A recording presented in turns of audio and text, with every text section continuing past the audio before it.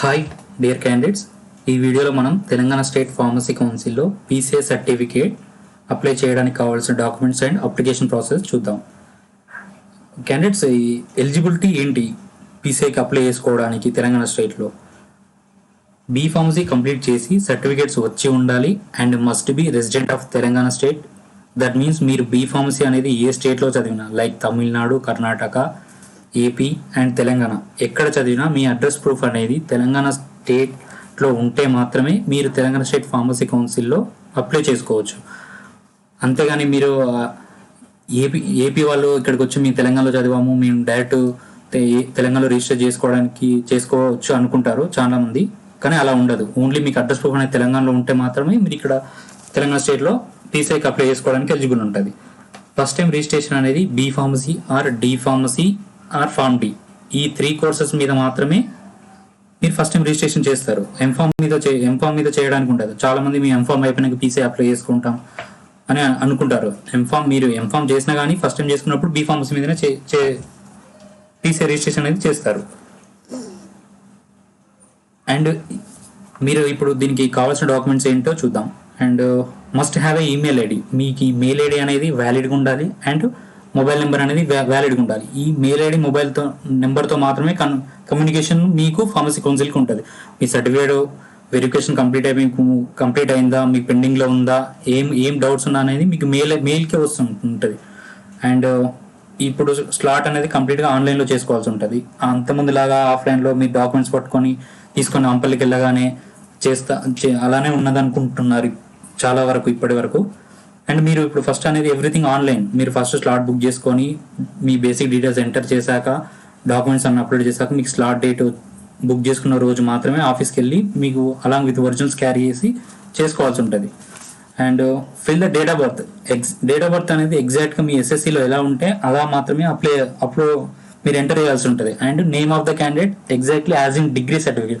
మీరు డిగ్రీ సర్టిఫికేట్లో మీ ఇనిషియల్తో ఉందా, ఫుల్ నేమ్తో ఉందా చెక్ చేసుకోవాల్సి ఉంటుంది. మీరు ఇనిషియల్తో ఉంటే ఇనిషియల్తోని మీ నేమ్ ఎంటర్ చేయాల్సి ఉంటుంది. ఆ ఫుల్ నేమ్తో ఉంటే ఫుల్ నేమ్తో ఎంటర్ చేయాల్సి ఉంటుంది.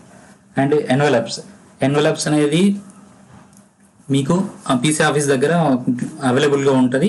అక్కడ మీరు ఏ సైజ్ ఏ ఎన్వలప్ అయితే మీరు మెన్షన్ చేస్తున్నారో అడ్రస్తో కలిపి ఆ అడ్రస్ మాత్రమే మీ సర్టిఫికేట్ అనేది పోస్ట్లో వస్తుంది.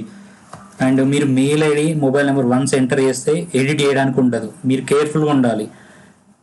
వన్స్ మీరు ఎంటర్ చేయగానే ఇది సబ్మిట్ చేశాక ఎడిట్ చేయడానికి ఉండదు. మళ్ళీ 5 years వరకు ఇదే మెయిల్ ఐడి, ఇదే మొబైల్ నెంబర్ రిజిస్టర్ అయి ఉంటుంది. దాన్ని ఎడిట్ చేయడానికి ఉండదు వన్స్ మీరు సబ్మిట్ చేశాక. అండ్ మనం బిఫోర్ దట్ మనం పీసీ సర్టిఫికేట్ ఉంటే యూజెస్ ఏంటి అనేది ఒకసారి చెక్ చేద్దాం. And importance of PC certificate. Govt pharmacist exam. మీరు ఏ గౌట్ ఎగ్జామ్స్ మీ బీ ఫార్మసీ క్వాలిఫికేషన్తో అయితే ఫార్మసిస్ట్ ఎగ్జామ్కి అప్లై చేస్తారు కదా, దానికి ఏ ఎగ్జామ్కైనా, డ్రగ్ ఇన్స్పెక్టర్కైనా, గౌట్ అనలిస్ట్ అయినా, రైల్వే ఫార్మసిస్ట్ అయినా, ఎయిమ్స్ ఫార్మసిస్ట్ అయినా, సిజిహెచ్ఎస్ అయినా, సింగరేణి, కోల్ ఇండియా, ఇప్పుడు Bhabha Atomic Research, ISRO, CRPF, BSF, army, navy, air force, TSPC, ఇప్పుడు ఈ మీ బీ ఫార్మసీ క్వాలిఫికేషన్ తోటి ఫార్మసిస్ట్ ఎగ్జామ్కి అప్లై చేస్తున్నారంటే మీకు ఖచ్చితంగా వ్యాలిడ్ పీసీ రిజిస్ట్రేషన్ అనేది ఉండాలి. మీ నోటిఫికేషన్ క్లోజింగ్ టైంకు మీకు వ్యాలిడ్ పీసీ సర్టిఫికేట్ ఉంటే మాత్రమే మీరు ఎలిజిబుల్. మేము బీ ఫార్మసీ చేసాం కదా, మేము బీ ఫార్మ్ చేస్తే ఫార్మసిస్ట్ ఎగ్జామ్కి అప్లై చేసుకోవాలని అనుకుంటారు.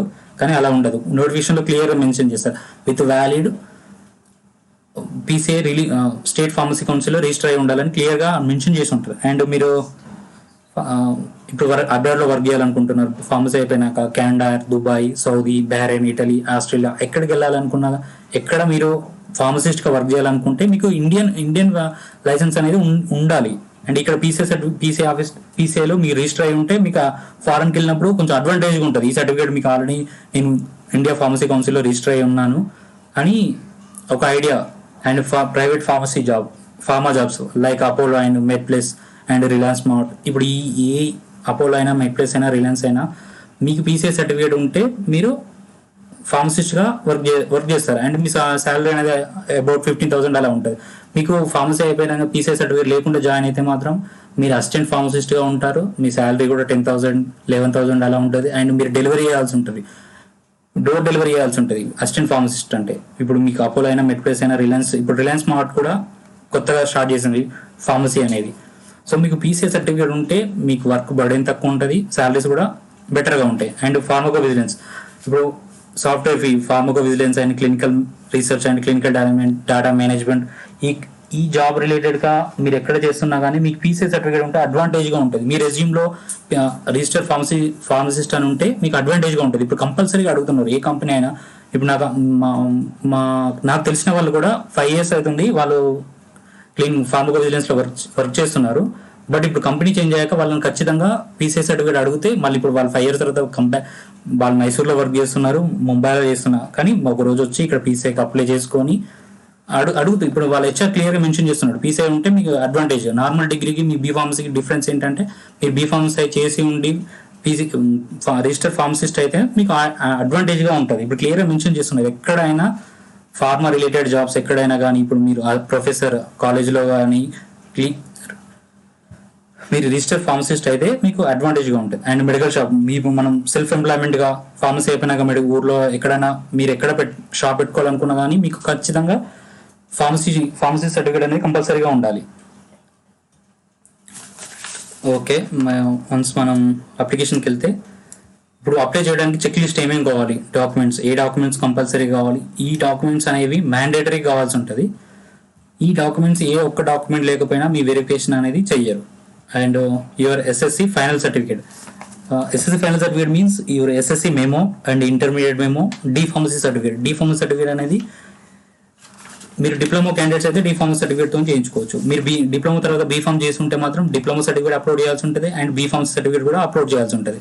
And residential proof, residential proof ఏమేమి యాక్సెప్ట్ చేస్తారంటే only election ID, Aadhaar card, bank account, Indian passport and driving licence, ఈ డాక్యుమెంట్స్ మాత్రమే రెసిడెన్షియల్ ప్రూఫ్గా యాక్సెప్ట్ చేస్తారు. మీ ration card and power bill ఇవి ఏది యాక్సెప్ట్ చేయరు. అండ్ ఇఫ్ ఎంప్లాయ్ మీరు ఏదైనా ఎనీ ఫీల్డ్ షాప్ ఉంటే, కాలేజ్లో వర్క్ చేస్తున్నా, ఇండస్ట్రీలో వర్క్ చేస్తున్నా, ఎంప్లాయ్మెంట్ ప్రూఫ్ అనేది మెన్షన్ చేయాల్సి ఉంటుంది. And online confirmation for JNTU Hyderabad, ఈ online confirmation for JNTU Hyderabad అనేది ఓన్లీ అండర్ జేఎన్టీయూ కాలేజెస్లో ఎవరెవరు చదువుతారో వాళ్ళకి మాత్రం కంపల్సరీగా ఈ సర్టిఫికేట్ అనేది ఉండాలి. And report should be in the name of the register Telangana state pharmacy council, Vengalrao Nagar, Hyderabad. ఇది మీ రిపోర్ట్ మీద ఖచ్చితంగా రావాల్సి ఉంటుంది.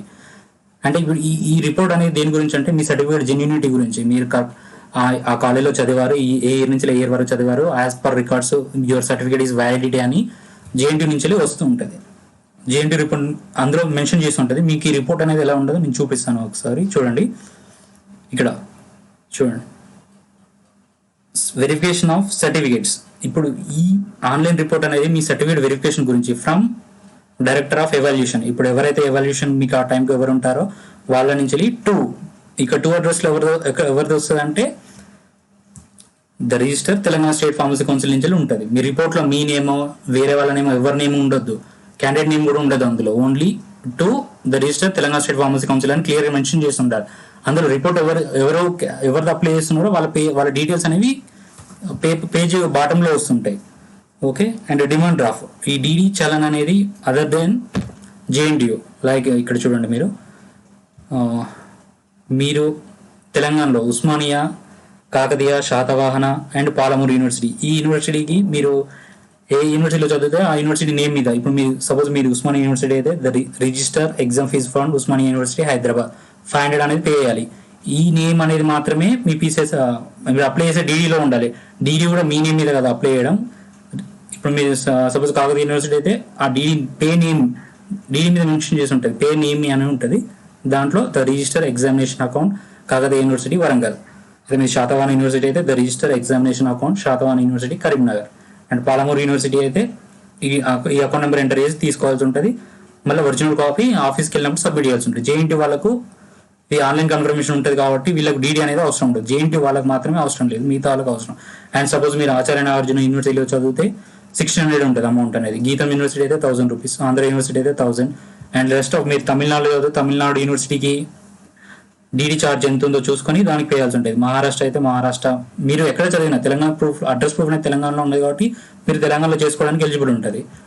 అండ్ ఇక్కడ చూడండి, మనము అప్లై చేసేటప్పుడు ఎంట్రీ కాలమ్స్ ఏమేమి మనం మ్యాండేటరీగా ఫిల్ చేయాల్సి ఉంటుంది అంటే your name and father name and category and gender, mobile number, mail ID, birth place, blood group, ఇవన్నీ ఫిల్ చేయాల్సి ఉంటాయి. వన్స్ ఇవన్నీ ఫిల్ చేసి మీరు సబ్మిట్ చేశాక ఏడి చేయడానికి ఉంటుంది. మీరు ఫిల్ చేసేటప్పుడే అవుటర్ మోస్ట్ కేర్ తీసుకోండి. అండ్ చేసేటప్పుడు కూడా మీరు ఎవరైనా అంతకుముందు అప్లై చేసి వాళ్ళకు ఐడియా ఉన్న వాళ్ళ దగ్గర మాత్రమే అప్లై చేయండి. అండ్ మీరు వన్స్ ఈ బేసిక్ డీటెయిల్స్ అనేవి సబ్మిట్ చేయగానే మీకు ఒక లింక్, మీ మెయిల్ ఐడికి ఫార్మసీ కౌన్సిల్ నుంచి ఒక లింక్ వస్తుంది. దాంట్లో reference ID, transaction ID, date of birth ఉంటుంది. మీ కమ్యూనికేషన్ కంప్లీట్గా మీరు ఇంక పేమెంట్ చేయాలంటే ట్రాన్సాక్షన్ ఐడి ఉండాల్సి ఉంటుంది. మీ మీ అప్లికేషన్ యాక్సెస్ చేయడానికి only reference ID, transaction, date of birth ఉంటే మాత్రమే మీ అప్లికేషన్ అనేది మీరు యాక్సెస్ చేయగలుగుతారు. And fill the online application. మీరు కంప్లీట్ డీటెయిల్స్, మీ ప్రజెంట్ అడ్రస్ ఏంటి, పర్మనెంట్ అడ్రస్ ఏంటి, మీ కాలేజ్ ఎక్కడ చదివారు, ప్రజెంట్ వర్క్ చేస్తున్నారా, నాట్ వర్కింగా, ఇప్పుడు స్టడీంగా అంటే మీరు ఇన్ఫార్మ్ చేస్తున్నారా, మీరు ఇన్ఫార్మ్ చేస్తే inform details, not working, not studying అయితే ఏ డీటెయిల్స్ అవసరం లేదు. అక్కడ మీరు అక్కడ క్లియర్గా మెన్షన్ చేస్తూ ఉంటుంది, అది మీరు క్లిక్ చేసుకోవాల్సి ఉంటుంది. అండ్ యువర్ కాలేజ్ డీటెయిల్స్ అంటే ఏ యూనివర్సిటీ సెలెక్ట్ చేసుకోవాల్సి ఉంటే ఆ యూనివర్సిటీలో ఏ కాలేజ్ మీద అయితే ఆ కాలేజ్, ఓన్లీ పీసీ అప్రూవల్ ఉన్న కాలేజ్కి మాత్రమే రిజిస్ట్రేషన్ అనేది చేస్తారు. And me hall ticket number enter చేయాల్సి ఉంటుంది. హాల్ టికెట్ నెంబర్ ఏది ఎంటర్ చేస్తున్నా మీరు కేర్ఫుల్గా ఉండండి. మీ డిగ్రీ సర్టిఫికేట్లో ఏ డీటెయిల్స్ అయితే ఉంటాయో అవే మాత్రమే మెన్షన్ చేయాల్సి ఉంటుంది. మీరు వన్స్ చేశాక దాన్ని ఎడిట్ చేయడానికి మాత్రం ఏముండదు. ఇవన్నీ అప్లై చేశాక ఫోటో, బేసిక్ ఇప్పుడు మనం ఈ చెక్ లిస్ట్ డాక్యుమెంట్స్లో ఏమేమి చెప్పుకున్నామో ఈ డాక్యుమెంట్స్ అనేవి కంప్లీట్గా క్లియర్గా విజిబిలిటీతో కలర్ కాపీస్ మాత్రమే అప్లోడ్ చేయాల్సి ఉంటుంది. ఓకే. అండ్ ఈ సర్టిఫికేట్ అనేది అప్లోడ్ చేశాక మీకు ఒకటి స్లాట్ బుక్ చేసుకోవాల్సి ఉంటుంది. మీకు ఏ డేట్ కన్వీనియంట్ ఉందో ఆ బుక్ స్లాట్లోకి వెళ్ళి చూసుకోవాల్సి ఉంటుంది. యాజ్ ఆఫ్ నౌ మీకు 3 months పడుతుంది మీకు స్లాట్ రావాలంటే. సో ఎంత ఎర్లీగా అప్లై చేసుకుంటే అంత బెటర్ మీకు. మీరు వన్స్ వెరిఫికేషన్ అయిపోయాక మీ సర్టిఫికేట్ రావడానికి కూడా 3 months పడుతుంది. సో మీరు అప్లై చేసుకున్న కానీ ఆల్మోస్ట్ ఇప్పుడు 5 months పడుతుంది. కాబట్టి ఎవరు ఫస్ట్ కమ్ ఫస్ట్ సర్వ్, ఎవరు ఫస్ట్ వస్తే వాళ్ళకే సర్టిఫికేట్ అనేది తొందరగా వస్తుంది. మీరు అవేర్నెస్తో ఉండాలి ఫస్ట్. అండ్ స్లాట్ అనేది మీకు కన్వీనియంట్ డేట్ ఉన్న రోజు అందులో అవైలబిలిటీ ఉన్న దాన్ని బట్టి మీరు పిక్ చేసుకోవాల్సి ఉంటుంది. ఆ డేట్ రోజు మాత్రం కంపల్సరీగా వెళ్ళాల్సి ఉంటుంది. అలాగే ఇది నేను చెప్తాను ఏ డాక్యుమెంట్స్, ఈ చెక్ లిస్ట్లో ఉన్న documents and application and payment receipt, 2 set xerox, DD, మీకు డీడీ అయితే డీడీ, ఆన్లైన్ కన్ఫర్మేషన్ అయితే ఆన్లైన్ కన్ఫర్మేషన్, అది క్యారీ చేయాల్సి ఉంటుంది. Okay, this is complete recording of Telangana state pharmacy council registration. And certificates అనేది మీరు ఏదైతే అప్లోడ్ చేస్తున్నారో అవి JPG format are JPG format below 250 KB మాత్రమే యాక్సెప్ట్ చేస్తారు. పీడిఎఫ్ అయినా ఇంకా ఏ ఫార్మాట్ అదర్ దెన్ పిఎన్జీ ఏ ఫార్మాట్ కూడా యాక్సెప్ట్ చేయదు. ఇది మీరు కేర్ఫుల్గా ఉండాల్సి ఉంటుంది. మీకు ఏదైనా అప్లై చేసుకునే టైంలో మీకు ఏమన్నా మిస్టేక్స్ ఉన్నా, మీకు అప్లై చేసుకోలేకపోతున్నాం, ఈ హెల్ప్ గురించి ఏమైనా కావాలన్నా కంప్లీట్గా నా డిస్క్రిప్షన్లో నా నెంబర్ అండ్ మెయిల్ ఐడి ఇస్తాను. మీరు త్రూ కాంటాక్ట్ అవ్వచ్చు. ఎనీ టైం మీకు ఏం డౌట్స్ ఉన్నా కాల్ చేయొచ్చు. నేను డిస్క్రిప్షన్లో నెంబర్ ఇస్తాను అండ్ వీడియో ఎండింగ్లో కూడా స్లైడ్ మెన్షన్ చేస్తాను. మీరు కాంటాక్ట్ అవ్వచ్చండి. అండ్ మీరు డాటా ఎంటర్ చేసేటప్పుడు మాత్రం కేర్ఫుల్గా ఉండండి. వన్స్ మీరు ఎంటర్ చేశాక దాన్ని ఎడిట్ చేయడానికి ఉండదు. 5 years వరకు డాటా సేవ్ అయి ఉంటుంది. 5 years వరకు ఎడిట్ చేయడానికి అయితే ఉండదు. అండ్ మీరు డైమెన్షన్, విత్, సర్టిఫికేట్స్ ఏ డైమెన్షన్లో అప్లోడ్ చేస్తున్నారు, ఫోటో ఏ డైమెన్షన్లో అప్లోడ్ చేస్తున్నారు, సర్టిఫికేట్ ఏ డైమెన్షన్లో అప్లోడ్ చేస్తున్నారు, సిగ్నేచర్ ఏ డైమెన్షన్లో అప్లోడ్ చేస్తున్నారు, క్లియర్గా ఉండండి. మీరు కొంతమంది అప్లై చేసేటప్పుడు ఫోటో అండ్ సిగ్నేచర్ కూడా సర్టిఫికేట్ డైమెన్షన్లో అప్లోడ్ చేస్తున్నారు. ఈ ఫోటో మీరు ఏదైతే ఫోటో మెన్షన్ చేస్తారో అదే ఫోటో సర్టిఫికేట్ మీద ప్రింట్ అయి వస్తుంది. సిగ్నేచర్ అండ్ ఫోటో మీరు అది కేర్ఫుల్గా ఉండండి. మీరు A4 సైజ్ సిగ్నేచర్ కూడా A4 సైజ్లో అప్లోడ్ చేస్తున్నారు కొంతమంది. మీకు అక్కడికి వచ్చాక మళ్ళీ రీఅప్లోడ్ చేస్తారు. మీరు వెళ్ళి స్కాన్ చేయించుకొని క్లియర్గా వచ్చాక మాత్రమే చేస్తారు. అండ్ మీకు ఈ డాక్యుమెంట్స్ కూడా ఏ డాక్యుమెంట్ లేకపోయినా మీ వెరిఫికేషన్ అనేది చేయరు. జస్ట్ మీకు అటెండెన్స్ వేసి పంపించేస్తారు. మీరు మళ్ళీ ఎప్పుడు తీసుకొచ్చుకుంటారో ఆ డాక్యుమెంట్ అప్పుడే చేస్తారు. మీకు బోనఫైడ్ సర్టిఫికేట్ లేకపోయినా, ఆధార్ లేకపోయినా, SSC లేకపోయినా, ఇంటర్ లేకపోయినా, బీఫార్మసీ డిగ్రీ సర్టిఫికేట్ లేకపోయినా, TC లేకపోయినా కానీ మీకు వెరిఫికేషన్ అనేది చేయరు. జస్ట్ అటెండెన్స్ వేసి పంపించేసి మీకు ఆ సర్టిఫికేట్ తెచ్చుకున్న రోజు చేస్తారు. మీకు ఇవి మ్యాండేటరీ డాక్యుమెంట్స్. నేను ఈ చెక్ లిస్ట్ ఉన్నది కదా, కంపల్సరీగా ఉండాల్సిన డాక్యుమెంట్స్ ఇవి. మీకు డీడీ లేకపోయినా వెరిఫికేషన్ చేయరు, ఆన్లైన్ కన్ఫర్మేషన్ లేకపోయినా వెరిఫికేషన్ చేయరు. జాగ్రత్తగా ఉండండి. ఈ ఆన్లైన్ కన్ఫర్మేషన్తో కంపల్సరీ JNT స్టూడెంట్స్కి ఆన్లైన్ కన్ఫర్మేషన్ కంపల్సరీ. డీడీ అనేది వెంటనే మీకు బ్యాంక్ వెళ్తే 1 hourలో వస్తుంది. కానీ ఆన్లైన్ కన్ఫర్మేషన్ అనేది జనరేట్ కావడానికి 4 working days పడుతుంది. 4 to 7 working days అందులో క్లియర్గా మెన్షన్ చేసి ఉంటుంది. 4 to 7 working daysలో మాత్రమే మీకు ఈ రిపోర్ట్ అనేది వస్తుంది. ఓకే. అండ్ మీకు ప్రొవిజనల్ అయినా ఓడి ఈ రెండు ఉండాలి. వెరిఫికేషన్ చేసుకునేటప్పుడు ఏదో డాక్యుమెంట్స్ అప్లోడ్ చేసేటప్పుడు కేర్ఫుల్గా ఉండండి. అండ్ అప్లికేషన్ ప్రింట్ కంపల్సరీగా ఉండాలి. అప్లికేషన్, పేమెంట్ రిసిప్ట్, ఈ documents with original and with 1 set xerox, 2 photos ఉంటే మాత్రమే వెరిఫికేషన్ అనేది చేస్తారు. అండ్ మీకు ఏమైనా డౌట్ ఉన్నా ఈ అప్లికేషన్ ప్రాసెస్లో, అండ్ కొంతమంది చేసుకోలేక, అందరికీ చేసుకోవడానికి రాదు అప్లికేషన్ అనేది. మీ అప్లికేషన్ అనేది స్టిపులేటెడ్ టైంలో వేయాల్సి ఉంటుంది. మీరు లేట్ చేసి హాఫ్ అన్ అవర్ 15 మినిట్స్ అలా తీసుకుంటే అప్లికేషన్ అనేది టోకెన్ ఎక్స్పైర్ అయిపోతుంది. వన్స్ మీరు ఎంటర్ చేశాక డీటెయిల్స్ మళ్ళీ యాక్సెస్ చేయడానికి ఉండదు. సో కేర్ఫుల్గా ఉండండి. మీరు ఏదైతే మెయిల్ ఐడి పెడుతున్నారో, ఏదైతే ఫోన్ నెంబర్ పెడుతున్నారో అది కేర్ఫుల్గా ఉండండి. మీరు టోకెన్ ఎక్స్పైర్ అయిపోతుంటుంది. మళ్ళీ కొంతమంది మళ్ళీ ట్రై చేస్తే your mail ID exist, your mobile number exist, your hall ticket number exist అని వస్తాయి. ఇవన్నీ ప్రాబ్లమ్స్ ఉంటాయి. సో మనం ఫస్ట్ చేసుకునేటప్పుడే జాగ్రత్త చేసుకోవాల్సి ఉంటుంది. ఓకే, ఇంకా మీకు ఏ డౌట్ ఉన్నా, మీకు ఈ పీసీ అప్లికేషన్ చేయడంలో ఏమైనా డౌట్ ఉన్నా, కొంతమంది అప్లై చేసుకోలేక లేని వాళ్ళు కాంటాక్ట్ కావచ్చు. We will help you. Okay, thanks for watching this video. Please do subscribe and share this video. And మీకు అవసరం లేకపోయినా మీ ఫ్రెండ్స్ ఎవరికైనా చేసుకోవాలనుకున్న వాళ్ళు ఉంటారు, రెన్యువల్ అప్లై చేసుకోవాలనుకున్న వాళ్ళు ఉంటారు, వాళ్ళకి ఖచ్చితంగా షేర్ చేయండి. కొంచెం హెల్ప్ఫుల్గా ఉంటుంది. మీకు అవసరం లేకపోయినా కానీ మీ ఫ్రెండ్స్ గురించి అయినా, మీ బ్రదర్స్, సిస్టర్స్ ఎవరికైనా. Thank you. Please share this video. Thanks for watching this video.